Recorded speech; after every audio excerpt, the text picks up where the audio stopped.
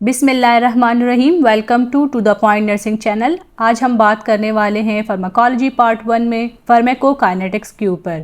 Pharmacokinetics pharmacokinetic जो है हमारे पास 2 वर्ड से बना है। फार्माको मीन्स ड्रग और काइनेसिस मीन्स मूवमेंट, यानी drug movement in the body. अगर हम इसकी डेफिनेशन पढ़ें, pharmacokinetics refer to what the body does to a drug, यानी जब हम ड्रग लेते हैं तो हमारी बॉडी उसके साथ क्या करती है, तो इसको कहते हैं फार्माकोकाइनेटिक्स। जब भी हम कोई मेडिसिन लेते हैं, कोई ड्रग लेते हैं, यानी अगर हम कोई पेनाडोल लेते हैं तो हमारी बॉडी उसके साथ क्या करती है, तो इस प्रोसेस को फार्माकोकाइनेटिक्स कहते हैं। It is the study of the process by which a drug is absorb, यानी जब हम कोई मेडिसिन लेते हैं तो सबसे पहले हम उसको किसी रूट से इंटर करते हैं अपनी बॉडी में।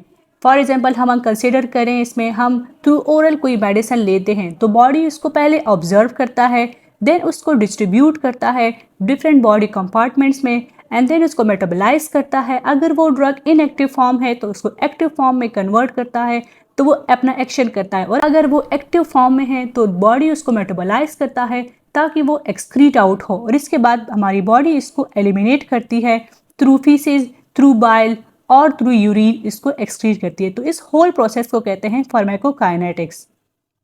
The absorption, distribution, metabolism and excretion of a drug all involve its passage across cell membranes। सब प्रोसेसेस में हर सेल का सेल मेम्ब्रेन इन्वॉल्व होता है और ये सब प्रोसेसेस जो है हर सेल में होते हैं। Pharmacokinetics properties are affected by the route of administration and the dose of administered drug. हर ड्रग की फार्माकोकाइनेटिक प्रॉपर्टीज़ डिफरेंट होती है, एक की अलग होती है, दूसरे की अलग होती है। फॉर एग्जांपल अगर हम पेनाडोल के बारे में बात करें तो उसका ऑनसेट डिफरेंट है, कब वो जो है इफ़ेक्ट शुरू करेगा और इफ़ेक्ट शुरू करने के बाद कितने ड्यूरेशन के लिए वो मेडिसिन जो है इफ़ेक्ट करेगा, ये सारी बातें हमारे पास फार्माकोकाइनेटिक्स में आती हैं। तो हर ड्रग का फार्माकोकाइनेटिक अलग होता है। फार्माकोकाइनेटिक्स की जो प्रॉपर्टीज़ हैं, यानी ऑनसेट हो गया ड्रग का या उसकी इंटेंसिटी और ड्यूरेशन हो गया, ये इफ़ेक्ट होती हैं रूट ऑफ एडमिनिस्ट्रेशन के साथ, यानी किस रूट से हम मेडिसिन ले रहे हैं, चाहे वो हम ओरल मेडिसिन ले रहे हैं या आईवी मेडिसिन ले रहे हैं, ये डिफरेंट जो है इफ़ेक्ट कर रहा होता है। अगर हम ओरल मेडिसिन ले रहे हैं तो हो सकता है उसका इफ़ेक्ट हमारे पास डिले हो, लेकिन अगर हम आईवी मेडिसिन ले रहे हैं जिसमें हम अपनी मेडिसिन डायरेक्ट अपने वेन में या अपनी आर्टरी में जो है इंजेक्ट करते हैं, तो उसका इफ़ेक्ट क्विक होता है, जल्दी होता है। तो फार्माकोकाइनेटिक की प्रॉपर्टीज़ जो है रूट ऑफ एडमिनिस्ट्रेशन के साथ और dose of administration of drug के साथ इफेक्ट होती है। हम कितना अमाउंट ऑफ ड्रग दे रहे हैं, एक ड्रग हम 500 mg दे रहे हैं, एक ड्रग हम 1000 mg में दे रहे हैं, तो उन दोनों के इफेक्ट में डिफरेंस होगा। जो 500 mg है वो कम इफेक्ट करेगा, वो थोड़ी देर में इफेक्ट करेगा। अगर हम 1000 mg की कोई ड्रग दे रहे हैं तो हो सकता है कि वो मेडिसिन जल्दी इफेक्ट करे और वो मेडिसिन लॉन्ग टाइम के लिए रहे। फार्माकोकाइनेटिक्स में हमारे पास 4 जो है स्टेप्स आते हैं। सबसे पहले हम मेडिसिन लेते हैं जिसको हम एब्जॉर्प्शन कहते हैं। एब्जॉर्प्शन हमारे पास डिफरेंट रूट से हो सकती है, ये हमारे पास आईवी हो सकती है, ओरल हो सकती है, इंट्रानेजल हो सकता है या टॉपिकल हो सकता है। तो ये सब रूट जो है हमारे पास एब्जॉर्प्शन में आते हैं। देन हमारे पास आता है डिस्ट्रीब्यूशन, कि हमारे पास जो ड्रग है डिफरेंट बॉडी कंपार्टमेंट्स में किस तरह डिस्ट्रीब्यूट होता है।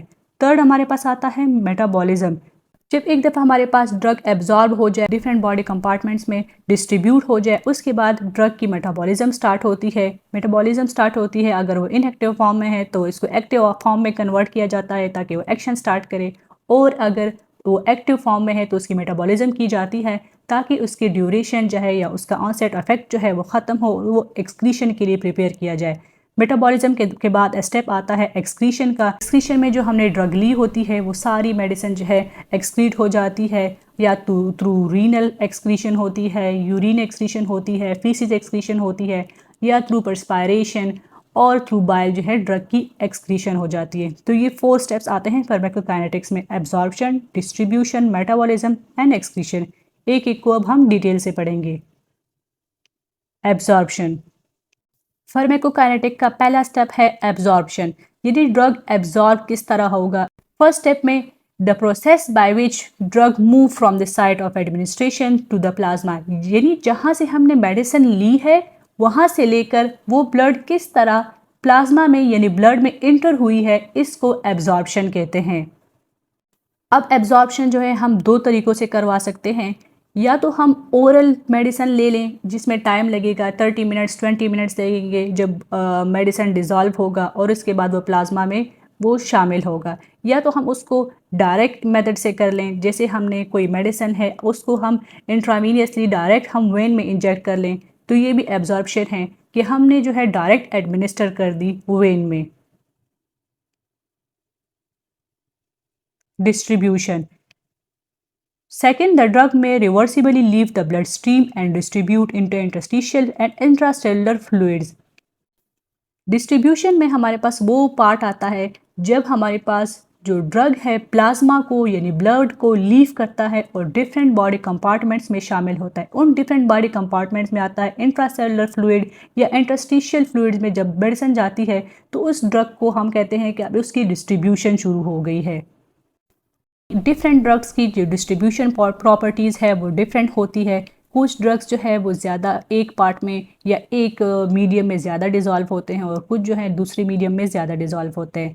अगर हम इस पिक्चर में हम देखें, इसमें हम देख रहे हैं कि एक ड्रग जो है वो 64% जो है इंट्रासेलुलर फ्लूइड में है, 8% जो है प्लाज्मा में है एंड 25% इंटरस्टिशियल फ्लूइड में स्टे कर रहा है, और कुछ कंपोनेंट ऑफ द ड्रग जो है वो माइनर कंपोनेंट्स में है, यानी उसमें 3% आ रहा है। तो ये ड्रग टू ड्रग वेरी करता है कि जो ड्रग जिस फंक्शन के लिए बना है, जिस प्रॉपर्टी के साथ बना है, उसके अकॉर्डिंगली वो ड्रग डिस्ट्रीब्यूट होगा और डिफरेंट कंपार्टमेंट में उसी परसेंटेज के साथ वो जाएगा। तो ये है ड्रग डिस्ट्रीब्यूशन कि किस तरह हमारी मेडिसिन जो है वो प्लाज्मा को लीव करती है और डिफरेंट कंपार्टमेंट्स में पहुंचती है। इस प्रोसेस को कहते हैं डिस्ट्रीब्यूशन। थर्ड स्टेप है metabolism. Third, the drug may be biotransformed through metabolism by the liver or other tissue. Metabolism जो है हमारे पास एक केमिकल रिएक्शन है जिसमें हमारे पास ड्रग जो है ट्रांसफॉर्म होता है डिफरेंट सब्सटेंसेस में और उन सब्सटेंसेस को हम कहते हैं मेटाबोलाइट। अब ये मेटाबॉलिज्म डिफरेंट एरियाज़ में हो सकती हैं। मेनली मेटाबॉलिज्म हमारे पास लीवर में होती है। इसके अलावा हमारे पास मेटाबॉलिज्म इंटेस्टाइन में भी हो सकती है, किडनीज में भी हो सकती है और लंग्स में भी हो सकती है। ड्रग मेटाबॉलिज्म के डिफरेंट पर्पसेस है। एक पर्पस तो ये है, कुछ ड्रग्स ऐसी होती हैं जो इनएक्टिव फॉर्म में होती है, जब वो बॉडी में जाती है लीवर और डिफरेंट ऑर्गन्स उसको मेटाबोलाइज करते हैं और इसको एक्टिव फॉर्म में कन्वर्ट करते हैं ताकि वो अपना एक्शन शुरू करे। कुछ ड्रग्स ऐसी होती है जो एक्टिव फॉर्म में होती है और उनको अब एक्सक्रीट करना होता है, बॉडी से एलिमिनेट करना होता है, तो बॉडी जो है उसको मेटाबोलाइज करती है और उसको वाटर सॉल्युबल बनाती है ताकि वो इजीली जो है एलिमिनेट हो सके। कुछ ड्रग्स ऐसी होती है जो बॉडी में अगर लॉन्ग टाइम के लिए रहे तो वो टॉक्सिक इफेक्ट प्रोड्यूस करते हैं, तो वो टॉक्सिक इफेक्ट को प्रिवेंट करने के लिए हमारी बॉडी उसको मेटाबोलाइज करती है और इसको एलिमिनेशन में फैसिलिटेशन देती है।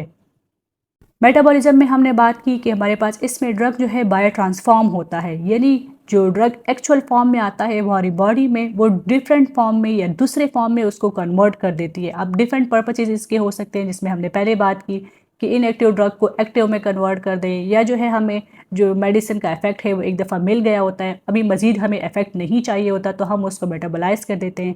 या कोई ड्रग ऐसी होती है जो लॉन्ग टाइम के लिए अगर बॉडी में पड़ी रहे तो वो टॉक्सिक इफेक्ट प्रोड्यूस करेगी, तो उसको ख़त्म करने के लिए भी हम उसको मेटाबोलाइज करवा देते हैं। और सेकेंड, मेटाबॉलिज्म में हम ड्रग जो है वो वाटर सॉल्युबल बनाते हैं कि जब उसका इफेक्ट ख़त्म हो जाए तो वो बॉडी से ईजीली एलिमिनेट हो जाए। तो ये है मेटाबॉलिज्म। देन है elimination. Finally the drug and its metabolites are eliminated from the body in urine, bile और फीसिस। एज वी नो कि ड्रग जो है हमारे पास एक फॉरेन बॉडी है, फॉरेन ऑब्जेक्ट है, हम एक पर्पस के लिए उसका इंटेक करते हैं और स्पेसिफिक ड्यूरेशन के बाद हमें उसकी नीड नहीं होती तो ज़ाहिर है फिर उसको बॉडी से निकालना होगा। तो हमारे पास जो वाटर सॉल्युबल ड्रग्स होते हैं या वाटर सॉल्युबल मेटाबोलाइट्स जो हैं वो इजीली एलिमिनेट होते हैं, और ये एलिमिनेशन जो है यूरिन के थ्रू भी हो सकती है, बाइल के थ्रू भी हो सकती है और फीसिस के थ्रू भी हो सकती है। एलिमिनेशन का फैक्टर जो है डिफरेंट इंडिविजुअल में डिफरेंट होता है। फॉर एग्जांपल अगर कोई पेशेंट है जिसके रीनल डिसऑर्डर है तो हो सकता है कि उसका एलिमिनेशन फैक्टर कॉम्प्रोमाइज़ हो। तो उन पेशेंट्स में हम ड्रग के डोजेज का और अमाउंट का हम ख्याल रखते हैं कि उन पेशेंट को कितना ड्रग देना है क्योंकि उसमें एलिमिनेशन कॉम्प्रोमाइज़ है। एंड फाइनली हमारी जो ड्रग है वो एक्सक्रीट आउट हो जाती है, वो रिमूव हो जाती है बॉडी से, इसको कहते हैं एलिमिनेशन। पार्ट 1 में हमने बात की फार्माकोकाइनेटिक्स के ऊपर कि जो हमारी बॉडी है वो ड्रग के साथ क्या करती है, और इसमें हमने फिर फर्दर 4 स्टेप्स पढ़े जिसमें एब्जॉर्प्शन आता है, देन डिस्ट्रीब्यूशन आता है, मेटाबॉलिज्म एंड एलिमिनेशन आता है, किस तरह हमारी बॉडी जो है वो रिमूव करती है ड्रग को। पार्ट 2 में हम डिटेल से पढ़ेंगे एब्जॉर्प्शन को, कि एब्जॉर्प्शन किस तरह होती है, रूट्स ऑफ एब्जॉर्प्शन के बारे में पढ़ेंगे, मैकेनिज्म ऑफ एब्जॉर्प्शन के बारे में पढ़ेंगे, कौन से फैक्टर्स हैं जो एब्जॉर्प्शन को अफेक्ट करते हैं। वीडियो पसंद आए तो लाइक, सब्सक्राइब और शेयर कीजिए। Thank you. अल्लाह हाफिज़।